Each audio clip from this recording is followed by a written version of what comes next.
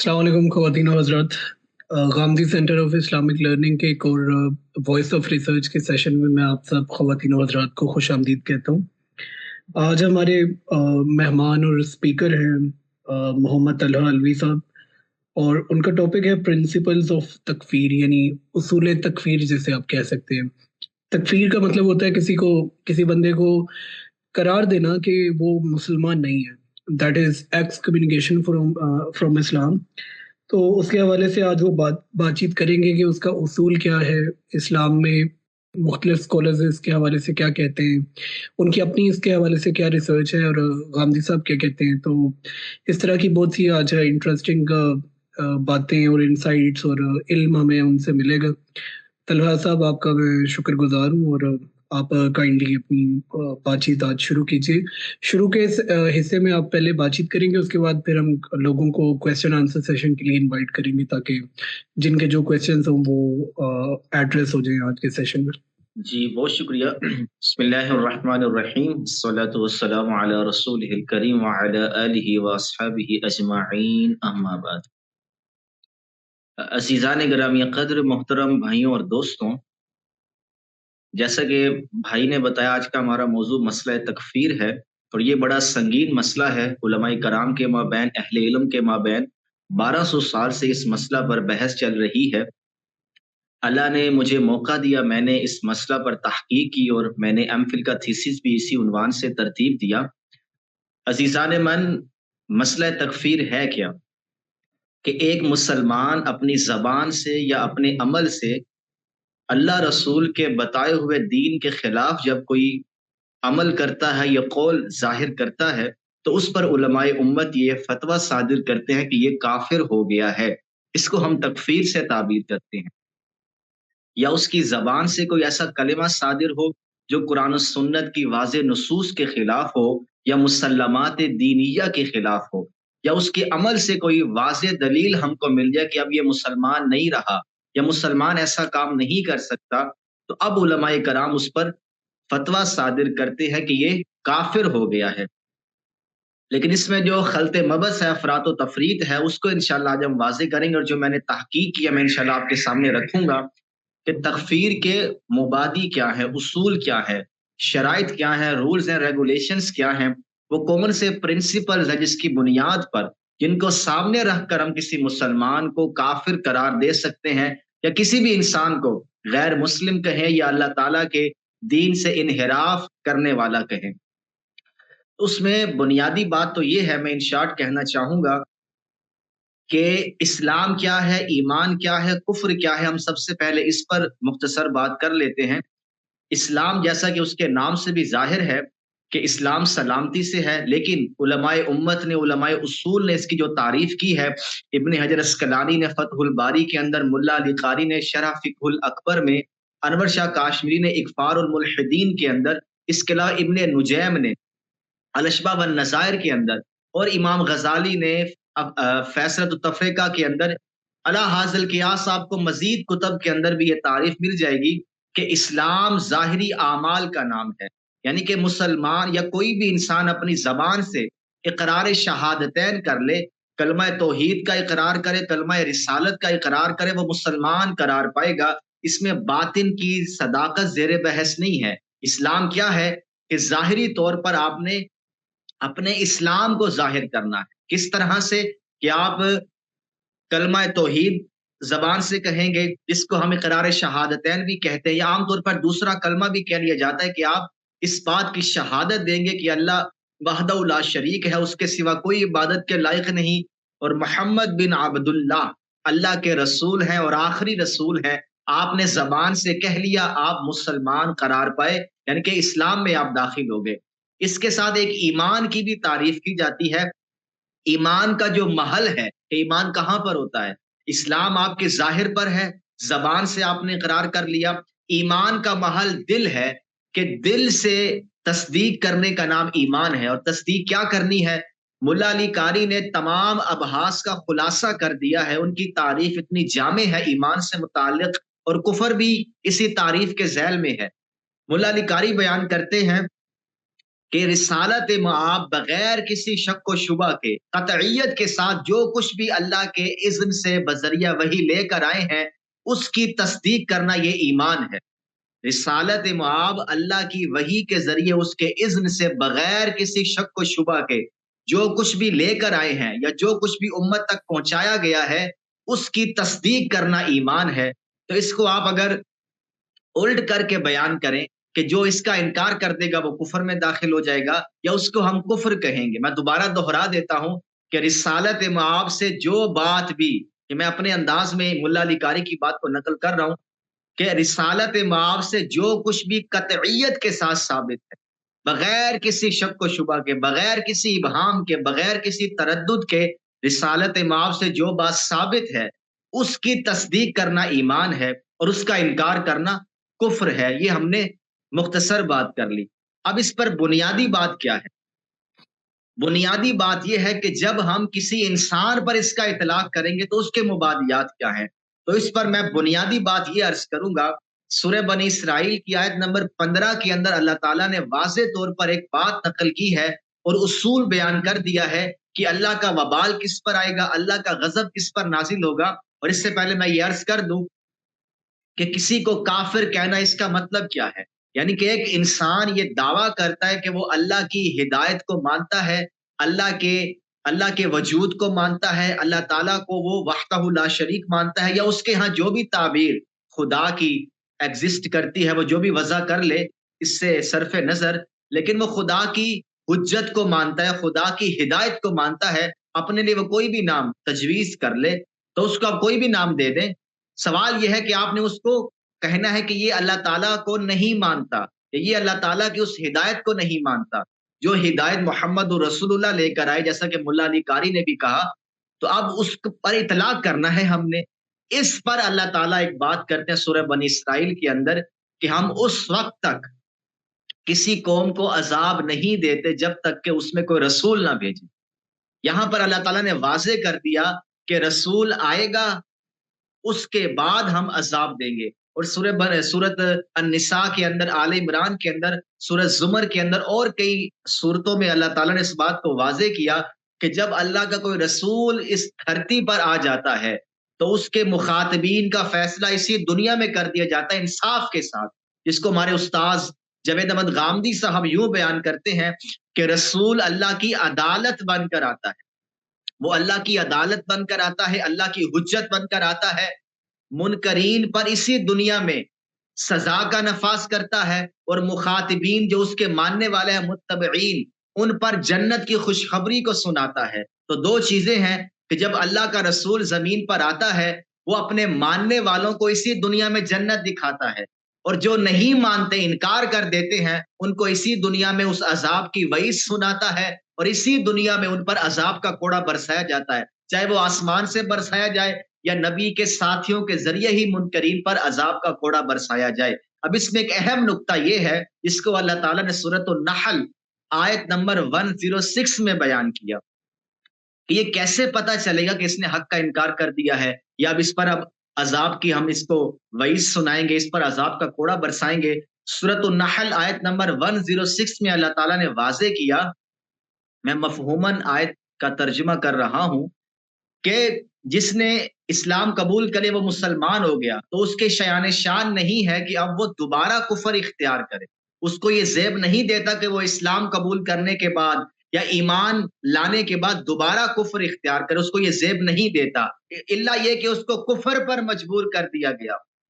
ایک بندے نے اسلام قبول کیا، وہ مومن ہے باہر سے بھی اندر سے بھی، اللہ تعالیٰ وہاں پر کیا کہہ رہے ہیں کہ اس کو یہ زیب نہیں دیتا کہ وہ دوبارہ کفر کی طرف جائے، الا یہ کہ اس کو کفر پر مجبور کر دیا گیا ہو۔ اس کو فقہا اصطلاح میں کہتے ہیں مکرہ۔ ایک بندے نے ظاہراً کلمہ کفر زبان سے کہا ہے، اس کو ڈر کی وجہ سے کفر اس نے بک دیا ہے، ڈر کی وجہ سے اس نے اپنے آپ کو اللہ تعالیٰ کی وحدانیت سے بے نیاز کر دیا، اور ایک کیا کہتے ہیں کہ اس نے جنگ کے اندر ظاہری طور پر کلمہ کا اقرار کر لیا ہے، اسلام کا اقرار کر لیا ہے۔ تو ایک ہے مکرہ کہ اس نے حالت جنگ میں جان بچانے کے لیے اسلام کا اقرار کر لیا، اب یہ بھی ظاہر بیان ہو رہا ہے، اور ایک ہے کہ اس نے مجبوری کے عالم میں پریشرائز ہو کر کسی وجہ سے بھی مجبوری کے عالم میں کلمہ کفر کہہ دیا. دونوں صورتوں میں زبردستی زیر بحث ہے کہ اس نے دل سے وہ بات نہیں کی. تو اللہ تعالیٰ آیت میں کیا فرماتے ہیں کہ جس نے ایمان کے بعد کفر اختیار کیا یا کفر میں جانا پسند کیا الا یہ کہ اس کو کفر پر مجبور کیا گیا ہو. یہ تو اللہ نے بات بیان کر دی. آگے اللہ تعالیٰ فرماتے ہیں مگر جس نے کھلے دل کے ساتھ کفر اختیار کیا دنیا و آخرت میں اس پہ وبال ہوگا.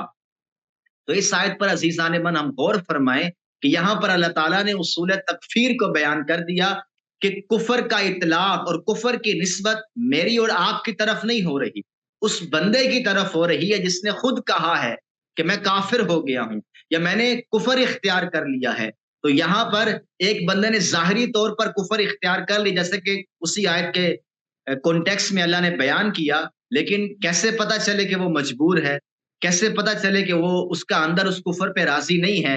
اسی لیے ہمارے استاذ یہ کہتے ہیں اور میں نے بھی تحقیق کی کہ اس آیت کی روشنی میں یہ بات واضح ہے کہ کافر ہم اسی وقت کسی مسلمان کو کہیں گے یا کسی انسان کو کہیں گے جو خود اپنی زبان سے اقرار کرے کہ میں اللہ کو نہیں مانتا, میں محمد رسول اللہ کو نہیں مانتا, میں قرآن کو نہیں مانتا, میں اللہ کی اس حتمی ہدایت کو نہیں مانتا, وہ خود اقرار کرے کہ ہاں میں نہیں مانتا, میں اس چیز کا کافر ہو گیا ہوں. کیونکہ یہاں پر اللہ نے اس انسان کو مخاطب کیا کہ وہ کھلے دل سے اقرار کرے, شرح صدر کے ساتھ کہے کہ میں کافر ہو گیا ہوں.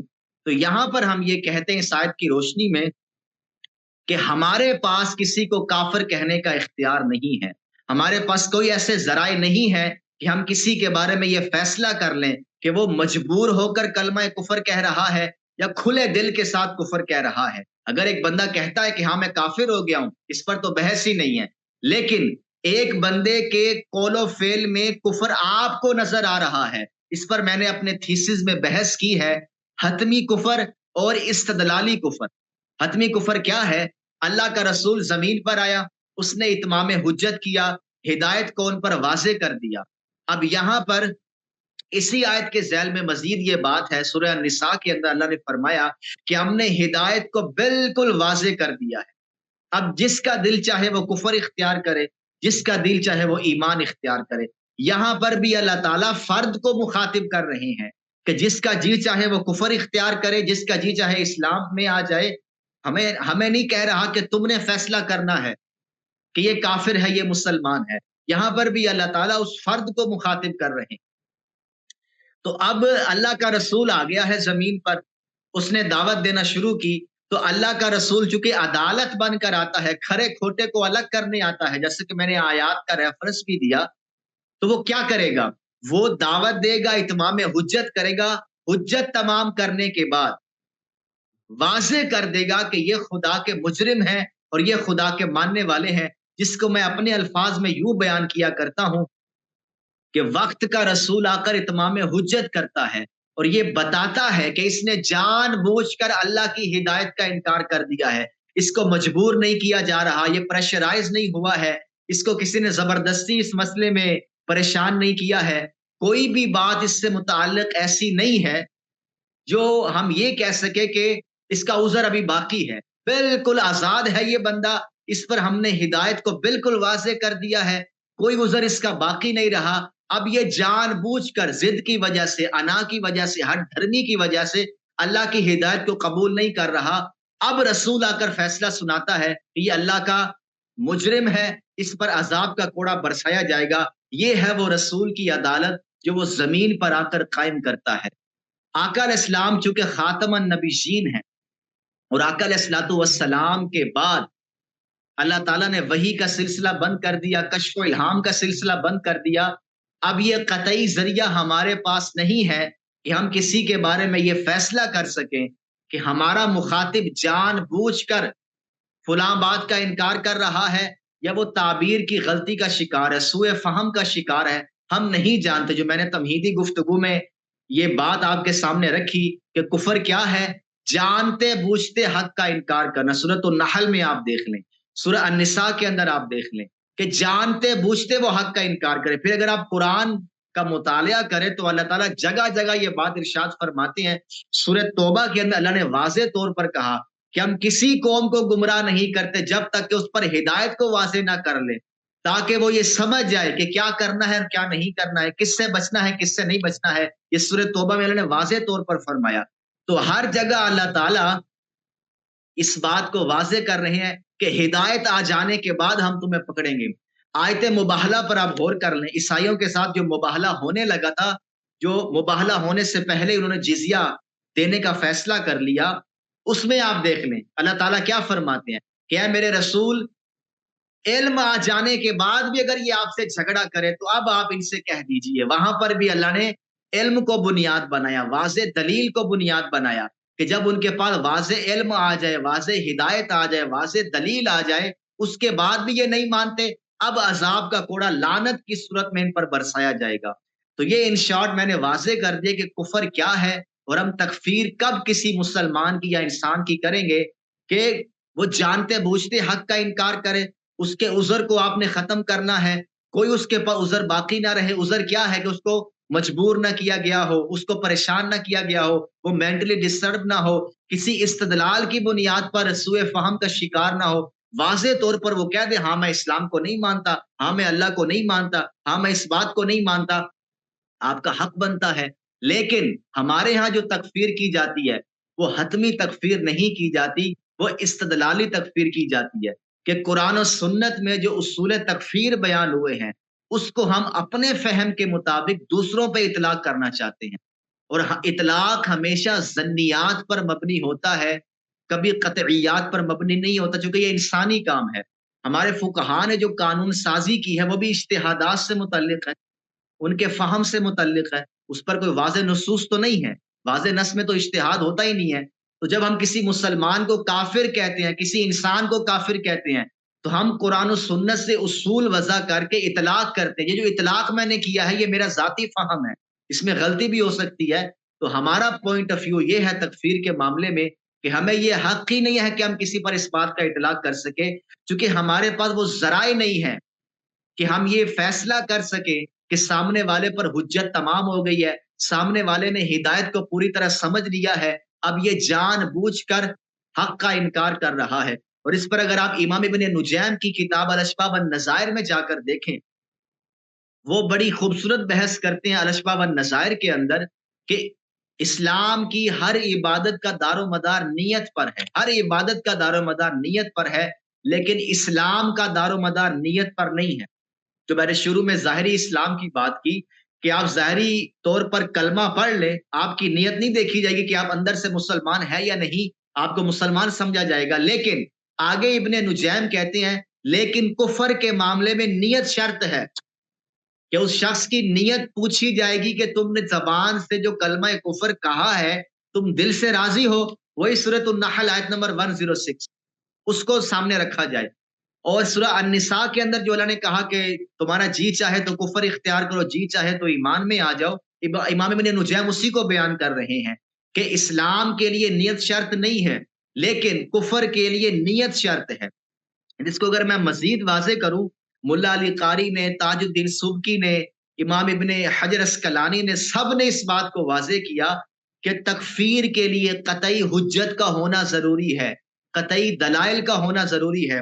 یوسف القرضاوی صاحب نے بھی اپنی کتاب کے التکفیر میں یستحق التکفیر کے اندر وہ یہی بحث کرتے ہیں کہ جس پر حجت تمام ہو جائے بغیر کسی خوف کے وہ حق کا انکار کر دے، اس کو آپ نے کافر کہنا ہے۔ جہالت کی بنیاد پر، لا علمی کی بنیاد پر، سوء فہم کی بنیاد پر آپ کسی کو کافر نہیں کہہ سکتے۔ جس پر دلائل پوری طرح واضح ہو جائیں اس کو آپ نے کافر کہنا ہے۔ علامہ ابن تیمیہ رحمہ اللہ بھی یہی بات نقل کرتے ہیں، انہوں نے بڑی خوبصورت مثال دی، الاستغاثہ کے نام سے ان کی ایک کتاب ہے، اس میں وہ بحث کرتے ہیں شرک کے اوپر کہ ایک بندہ اللہ کے غیر سے مدد مانگتا ہے، استعانت کا قائل ہے غیر اللہ سے، ہم اس کو شرک سمجھتے ہیں، لیکن جب تک اس پر حجت تمام نہ ہو جائے ہم اس کو مشرک نہیں کہیں گے۔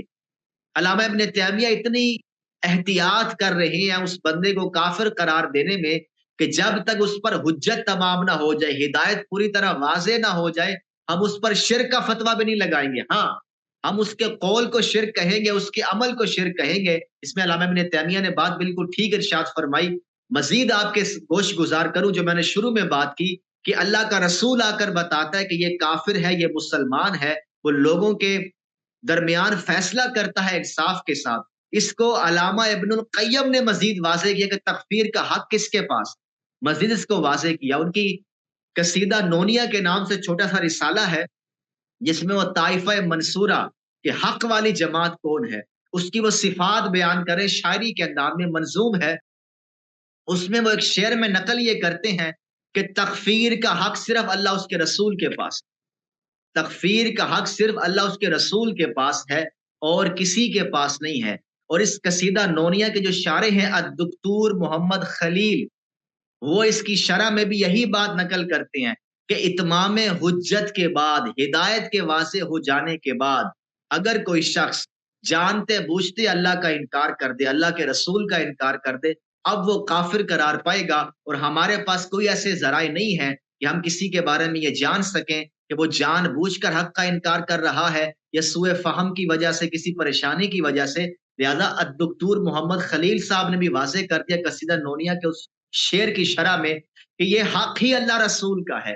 اور مزید ابن تیمیہ نے بھی منہاج السنہ میں خوارج سے متعلق سیدنا علی کا یہ عمل نقل کیا کہ حضرت علی نے خارجیوں کو کافر نہیں کہا، مسلمان مانا ہے۔ کیوں کہ کسی کو کافر قرار دینے کا حق صرف اللہ رسول کا ہے۔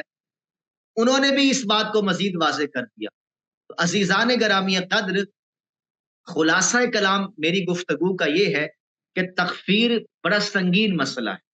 یہ اللہ رسول کا حق ہے، نہ ریاست کو حق حاصل ہے کسی مسلمان کو کافر قرار دے، کسی کے کفر اسلام کے فیصلے کرے، نہ علماء کا کام ہے، نہ قاضی کا کام ہے، یہ فقط اللہ رسول کا کام ہے۔ کیوں اللہ رسول کا کام ہے؟ اس کی دلیل کیا ہے جو میں نے آپ کے سامنے تمہیدی گفتگو کی کہ کفر کے لیے قطعی دلائل کا ہونا بہت ضروری ہے۔ کہ آپ جس شخص کے بارے میں یہ فیصلہ کر رہے ہیں کہ یہ اللہ کو نہیں مانتا، یہ رسول کو نہیں مانتا، یہ فلاں بات کو نہیں مانتا، آپ کو ثابت کرنا پڑے گا نا۔ آپ کے کہنے سے تو یہ بات ثابت نہیں ہو جائے گی، سامنے والے پہ آپ ایک تہمت لگا رہے ہیں، وہ اس بات کو ماننے کو تیار نہیں ہے۔ اور قرآن نے جس طرح سے ہمیں یہ بات سمجھائی ہے کہ سامنے والا خود اقرار کرے کہ میں کافر ہو گیا ہوں، میں نے کھلے دل سے کفر اختیار کیا ہے۔ پورے قرآن میں اللہ تعالیٰ نے ہمیں یہ نہیں کہا کہ تم نے کسی کو کافر کہنا، ہمیں کہیں قرآن نے نہیں کہا۔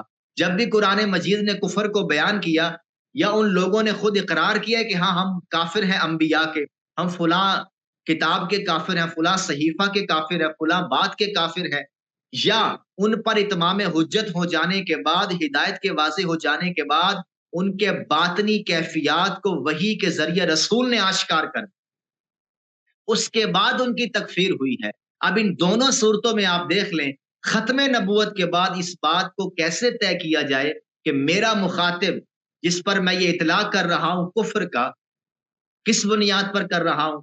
نہ میں اس کی نیت کو جانتا ہوں، نہ میں اس کے باطن کو جانتا ہوں، نہ میں اس کے محرکات کو جانتا ہوں۔ میرے سامنے تو وہ ایک دلیل لے کر آیا ہے کہ میں اس بات کو یوں دیکھتا ہوں۔ اب وہ میرے پرسپیکٹو میں تو کفر ہو سکتا ہے، لیکن وہ اس کو کفر نہیں مان رہا، تو میں اور وہ آرگومنٹ ریزننگ کے ذریعے مسئلے کو حل کرنے کی کوشش کریں گے۔ میں اس پر فتویٰ کیسے صادر کر دوں چونکہ میں نہیں جانتا کہ وہ جان بوجھ کر نہیں مان رہا یا ابھی بھی وہ غلطی کا شکار ہے۔ تو خلاصہ کلام تکفیر کے لیے اتمام حجت شرط ہے۔ اور میں مزید آپ کو ایک بہت بڑا حوالہ دوں، اس کے بعد انشاءاللہ ہم اپنی بات کو وائنڈ اپ کرتے ہیں۔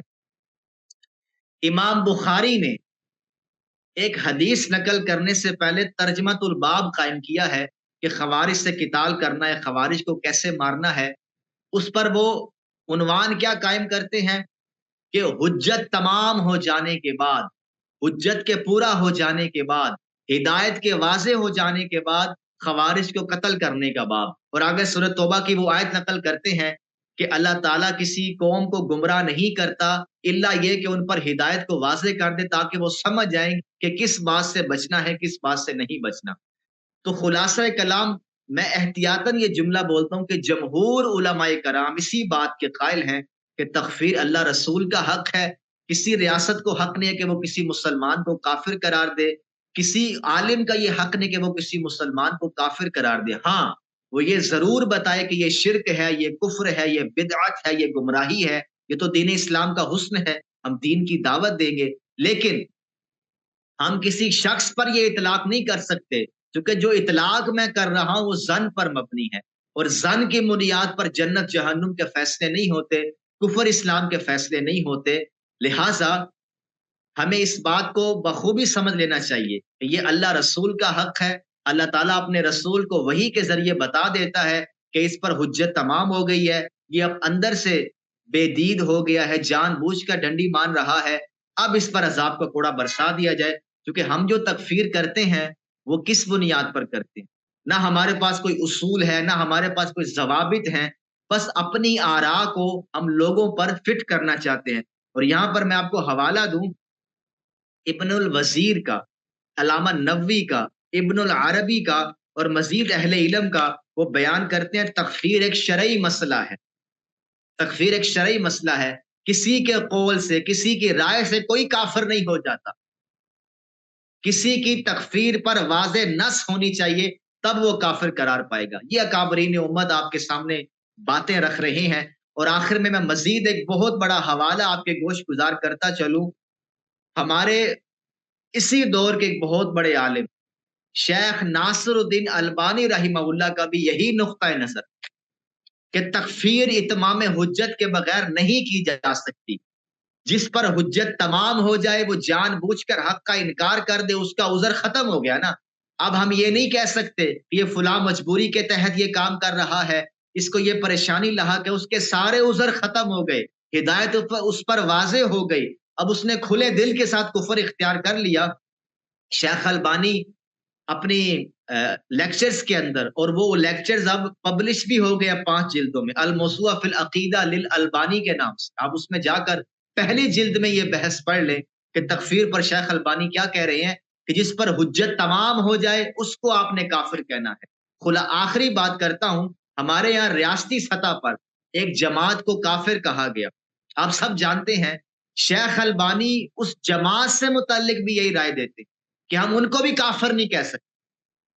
استاذ کی رائے پر یہ تنقید ہوتی ہے کہ استاد ان کے بارے میں خاموشی اختیار کرتے ہیں، کسی کو بھی کافر نہیں کہتے، تو اس جماعت کے بارے میں بھی آپ رائے قائم کریں، ریاست نے ان کی تکفیر کی ہوئی ہے۔ ارے بھائی غامدی صاحب اس میں متفرد نہیں ہے، منفرد نہیں ہے، شیخ البانی بھی اس جماعت کو کافر نہیں کہتے۔ اچھا شیخ البانی کا یہاں پر تھوڑا سا اختلاف ہے، لیکن اگر آپ اس کو دقت نظر سے دیکھیں تو وہ بظاہر اختلاف بنتا ہے۔ شیخ البانی گروہ کی تکفیر کے تو قائل ہیں۔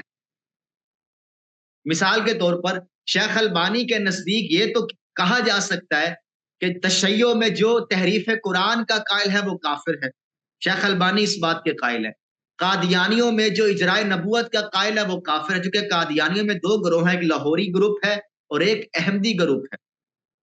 تو شیخ البانی طبقات کے لحاظ سے مطلقاً تکفیر تو کرتے ہیں، لیکن فردن کسی شخص کو انڈیکیٹ کر کے وہ بھی تکفیر کے قائل نہیں ہے۔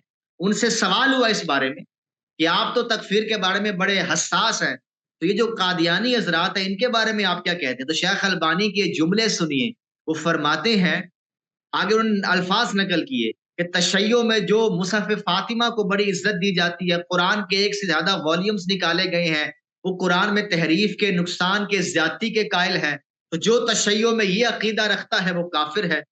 جو آقا علیہ الصلوۃ والسلام کی نبوت کے بعد کسی نبوت کے جاری ہونے کا قائل ہے وہ کافر ہے۔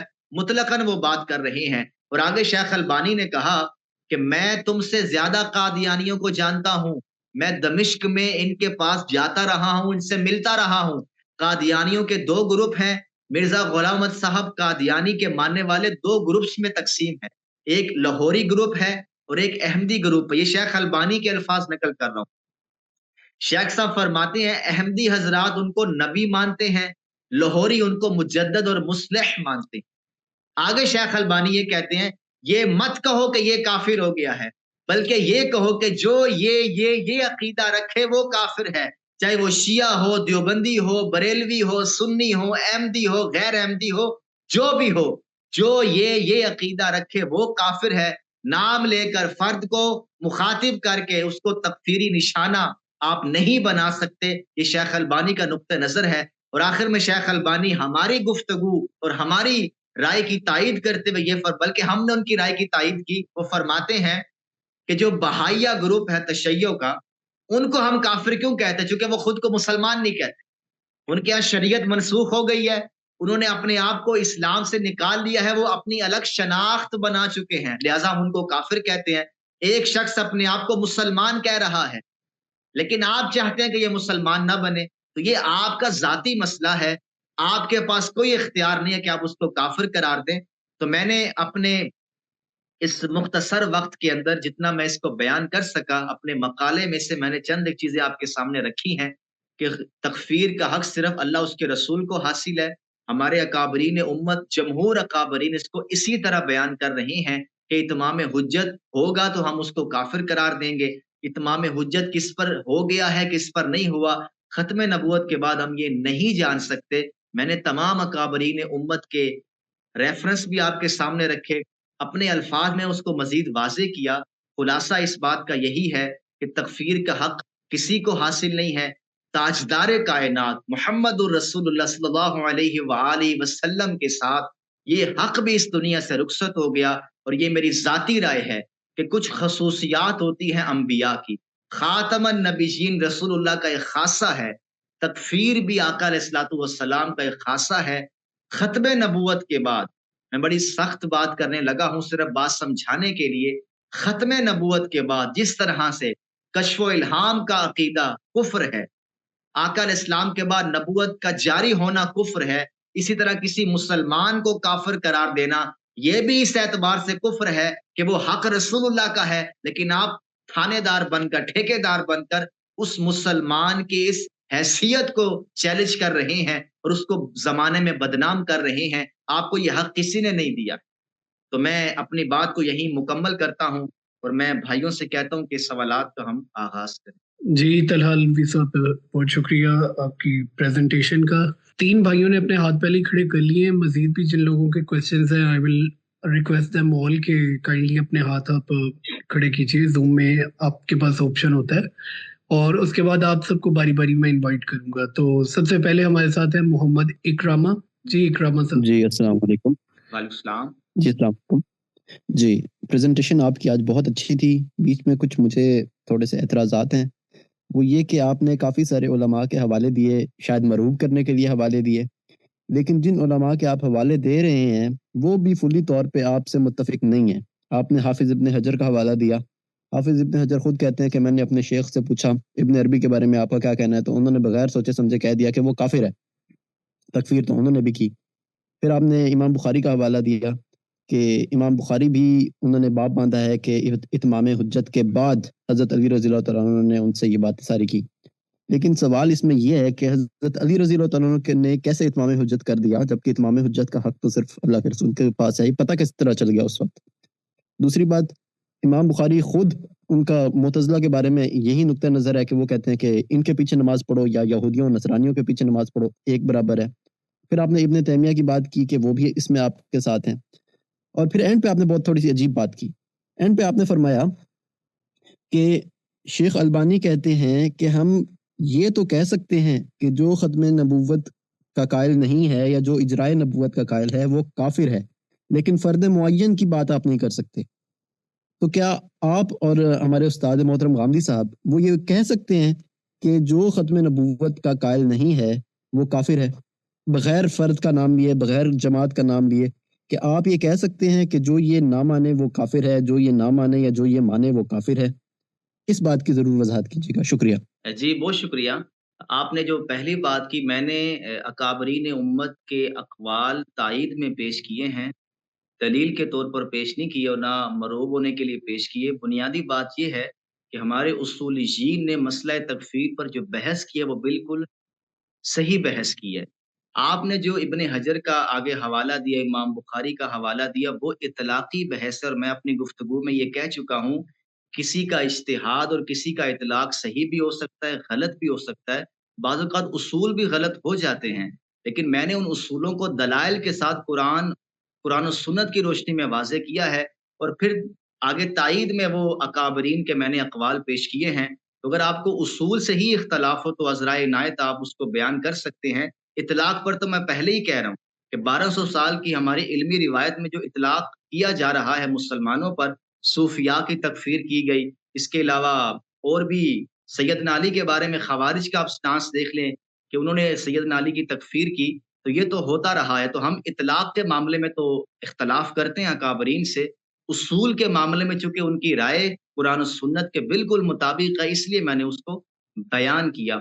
آپ نے جہاں تک سیدنا علی کا ذکر کیا تو حضرت علی نے باغی ہونے کی حیثیت سے ان کے ساتھ قتال کیا ہے، ان کی تکفیر نہیں کی، اور میں نے ترجمۃ الباب صرف اس انداز میں آپ کے سامنے رکھا کہ وہ بھی اس کو اقامت دین کے کانسیپٹ میں اور اس کے تناظر میں حجت کے پورا ہو جانے سے ریلیٹ کر کے بیان کر رہے ہیں۔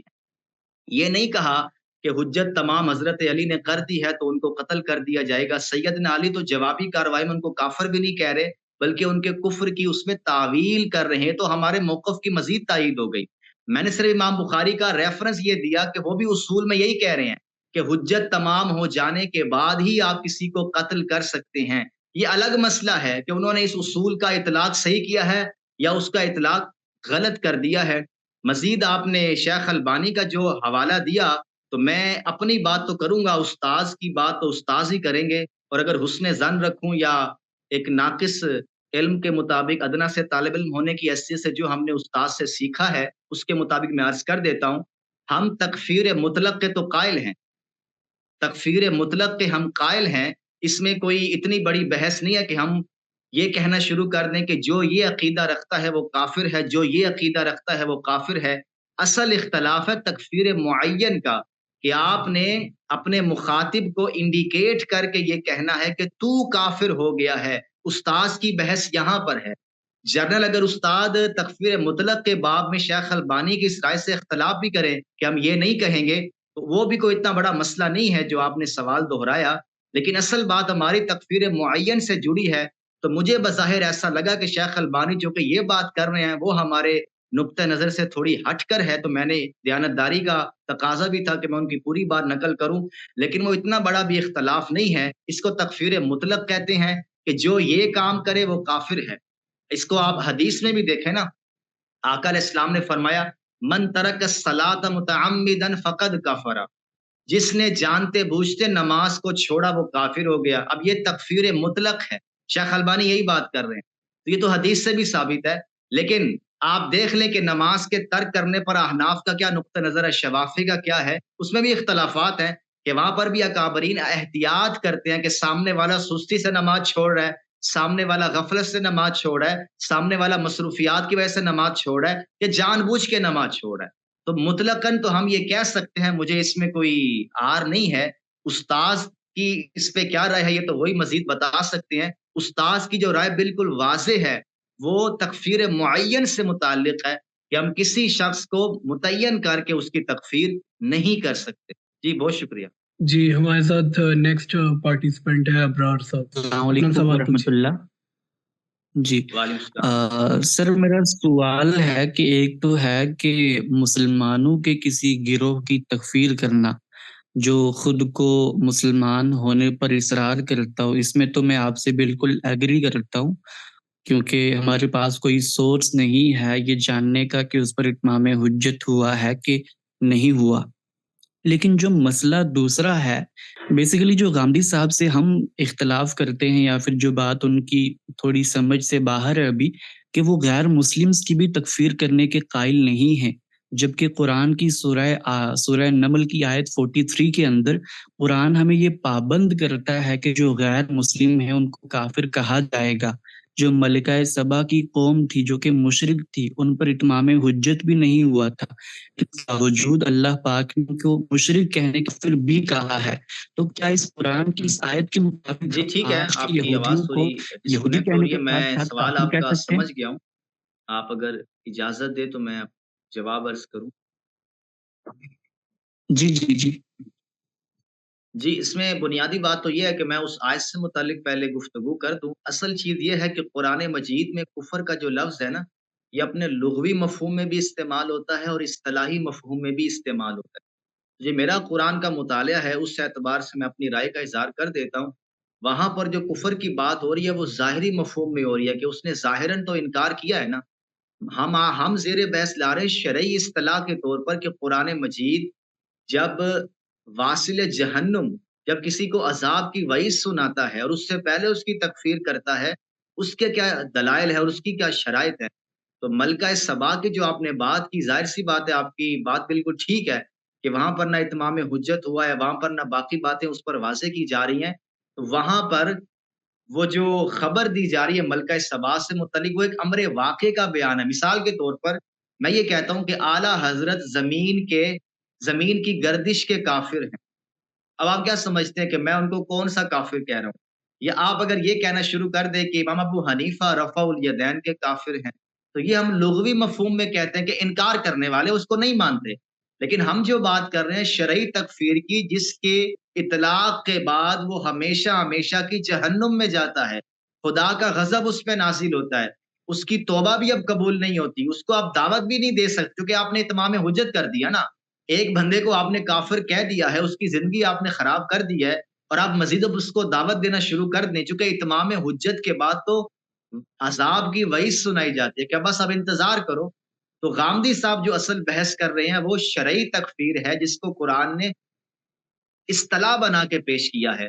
اس میں ظاہر سی بات ہے ایک ہندو ہے، ایک عیسائی ہے، ایک یہودی ہے، ایک تہریہ ہے، جو بھی ہے جس پر اتمام حجت ہو گیا ہے، ہدایت بالکل واضح ہو گئی ہے، اگر وہ جانتے بوجھتے حق کا انکار کرے گا تو ہم اس کو کافر کہیں گے. لیکن آپ یہود و نصارہ سے جا کر پوچھ لیں، وہ توحید کے ماننے والے ہیں، وہ ابراہیمی دین کے ماننے والے ہیں، وہ شرک کو ناپسند کرتے ہیں، وہ کفر کو ناپسند کرتے ہیں، وہ کفر سے بھاگتے ہیں. تعویل کے لحاظ سے وہ انبیاء کی ان تعلیمات کو خراب کر کے بیٹھے ہوئے ہیں، تو ہم بھی ان کی اس تعویل کو قبول کرتے ہیں، جیسے کہ ہم صوفیاء کی تعویل کو قبول کرتے ہیں.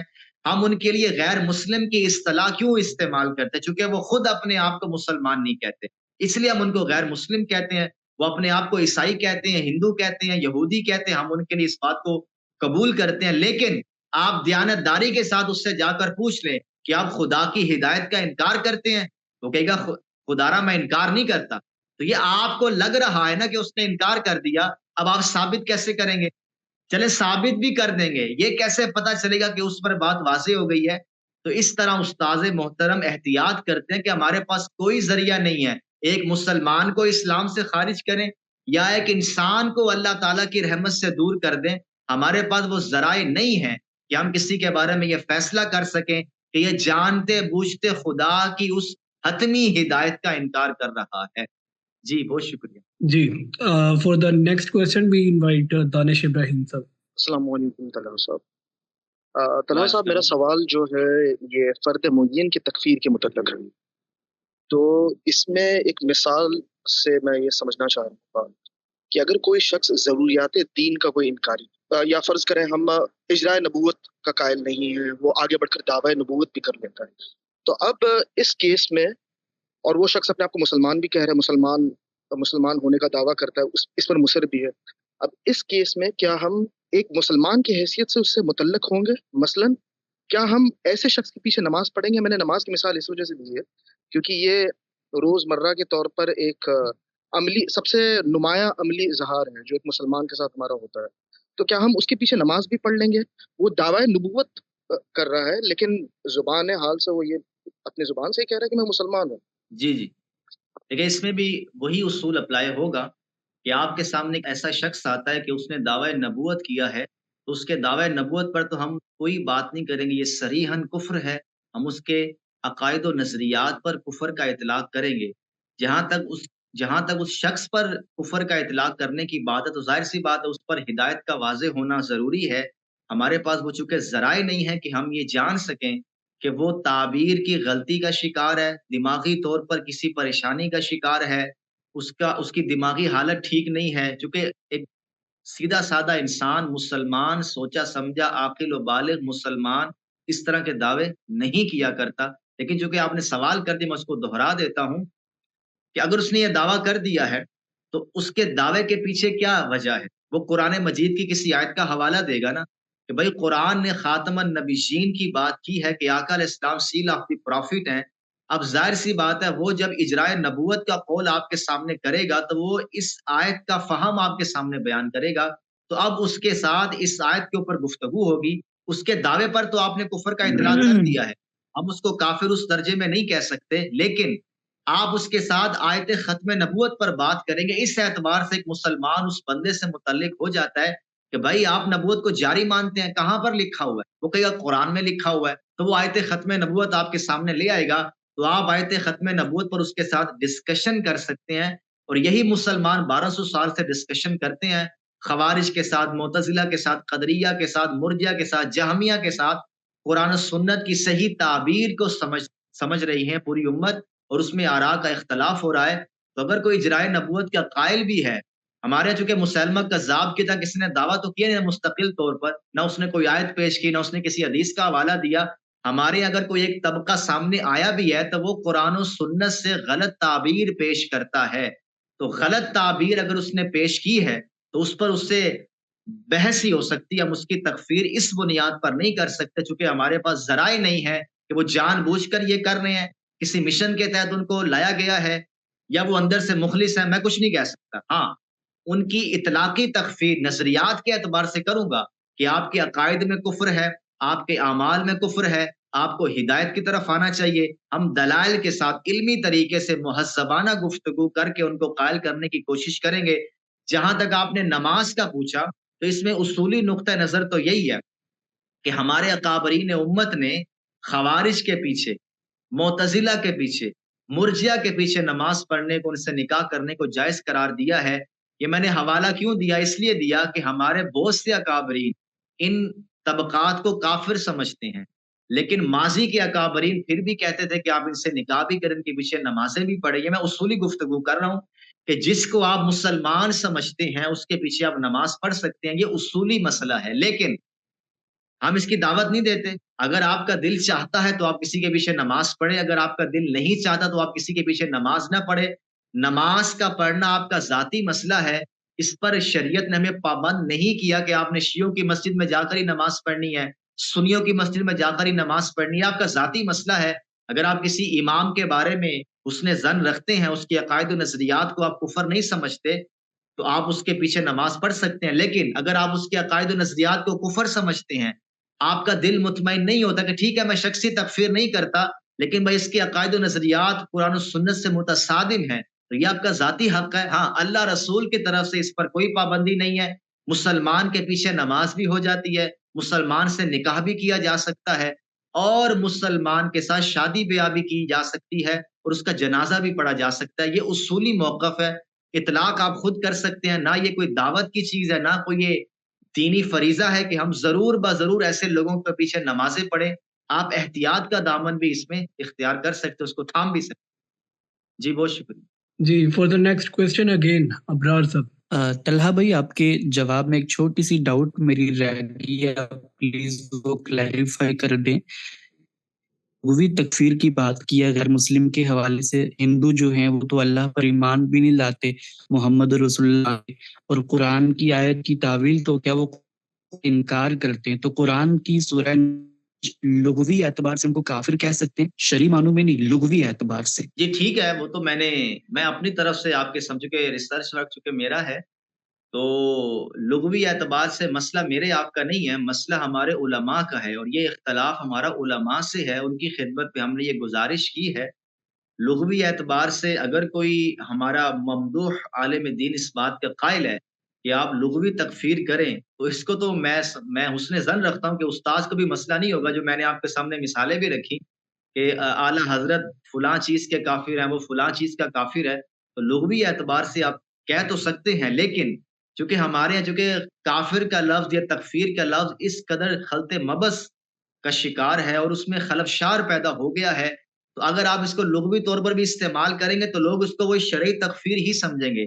یا تو آپ اس قدر لوگوں کو ایجوکیٹ کریں, اویئرنیس دیں, اس کے بعد اگر آپ لغوی طور پر کسی کو کہتے ہیں کہ بھائی یہ فلاں چیز کا کافر ہے, اس میں میں اگر مزید آپ کے سامنے اصلاح کروں کہ کافر کا مطلب ہوتا ہے انکار کرنا, تو میں نے آپ کو جو مثالیں دی ہے نا کہ احمد رضا خان صاحب زمین کی گردش کے کافر ہیں, تو وہ مانتے ہیں کہ میں کافر ہوں.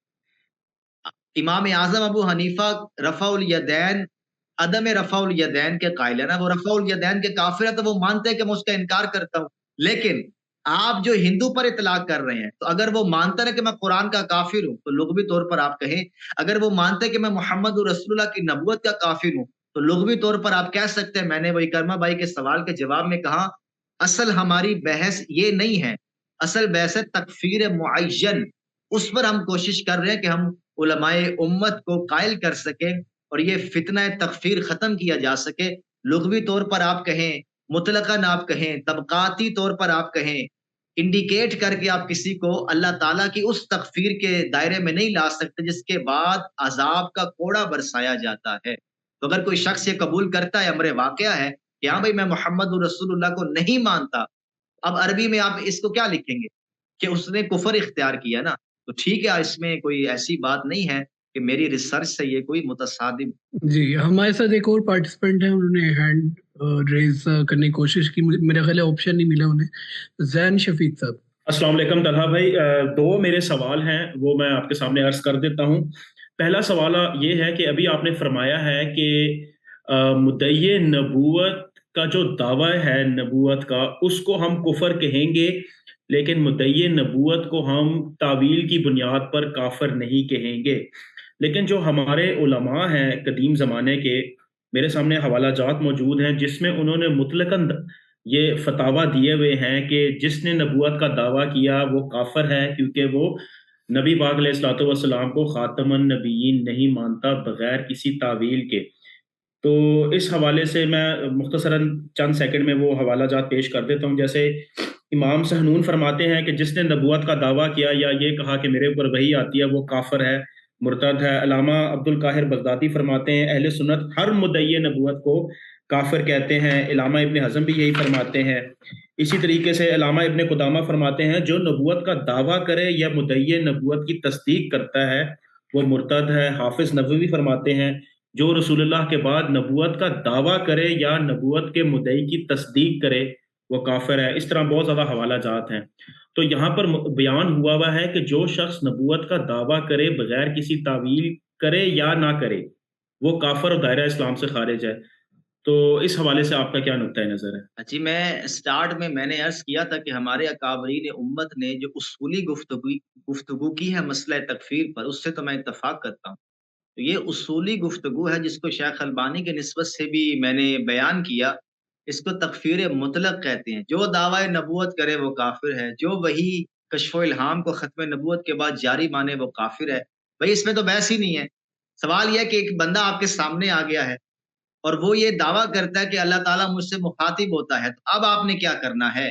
تو اب چونکہ وہ بندہ آپ کے ساتھ گفتگو میں آ گیا نا، تو اب قرآن و سنت کے جو دلائل میں نے شروع میں رکھے تھے اب یہاں پر وہ زیر بحث آئیں گے کہ جو کھلے دل کے ساتھ کفر اختیار کرے، خود اپنی زبان سے اقرار کرے کہ ہاں میں کافر ہوں، اس کو آپ نے کافر کہنا ہے، کیونکہ یہ فیصلہ اس بندے نے کرنا ہے، میں نے آپ نے نہیں کرنا، یا اتمام حجت کے بعد آپ اس پر اطلاق کر سکتے ہیں۔ تو مطلقاً تو ہم بھی قائل ہیں جی، مجھے اس میں کوئی آر نہیں ہے کہ میں راہ فرار اختیار کروں، مطلقاً کا تو مسئلہ ہی نہیں ہے۔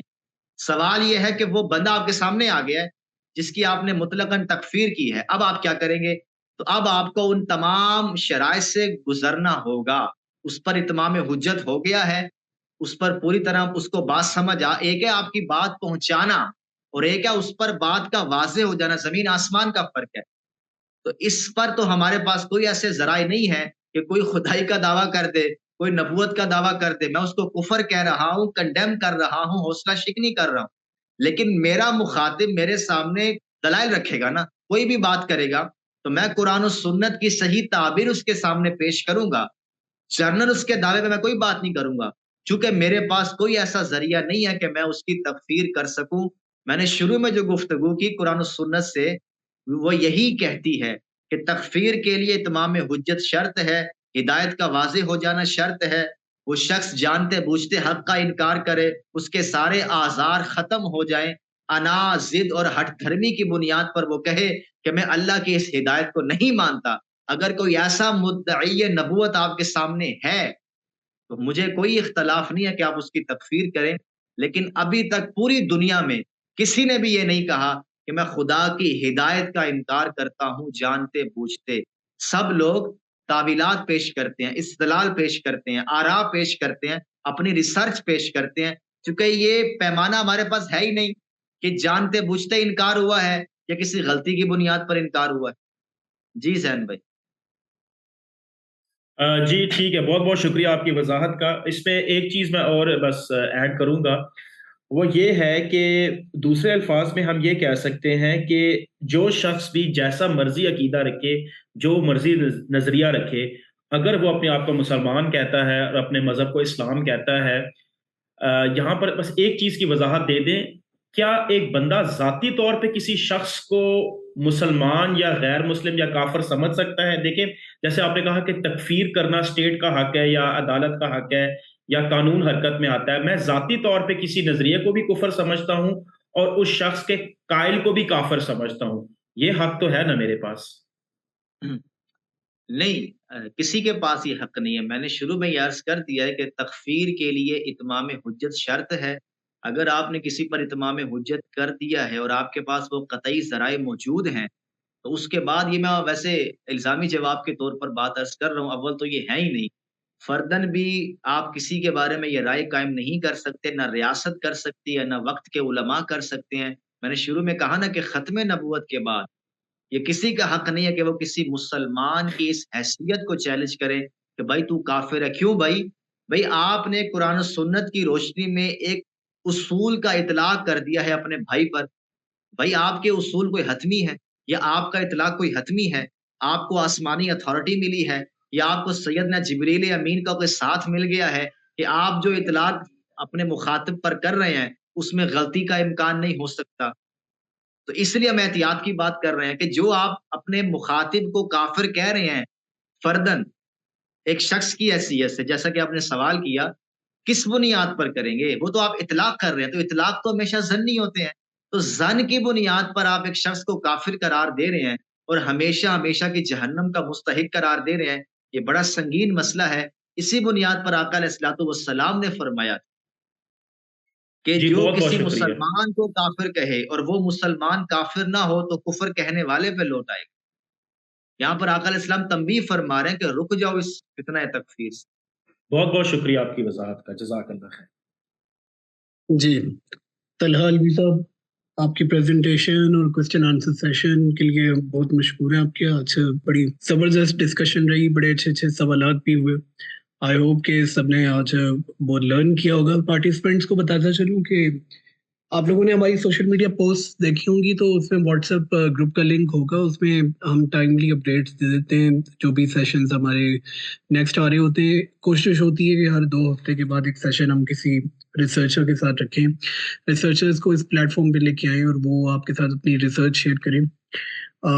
جو سیشن جو بھی ہم کنڈکٹ کرتے ہیں اس کی ریکارڈنگ بھی ایڈٹ کر کے تو ہم within few days publish کر دیتے ہیں، تو آپ ہمارے یوٹیوب چینل پہ وائس آف ریسرچ کی پلے لسٹ بھی دیکھ سکتے ہیں، جہاں پہ طلحہ الوی صاحب کی طرح کے اور بھی بہت سے ریسرچرز نے آ کے جو بھی آپ کے سامنے اپنا علم پیش کیا اور آپ لوگوں نے اس سے جو بھی سیکھا۔ تو آج کی نشست بہت اچھی رہی۔ طلحہ صاحب کا اگین میں مشکور ہوں، ان کا شکریہ ادا کروں گا اور آپ سب کو خدا حافظ کہوں گا۔ اللہ حافظ۔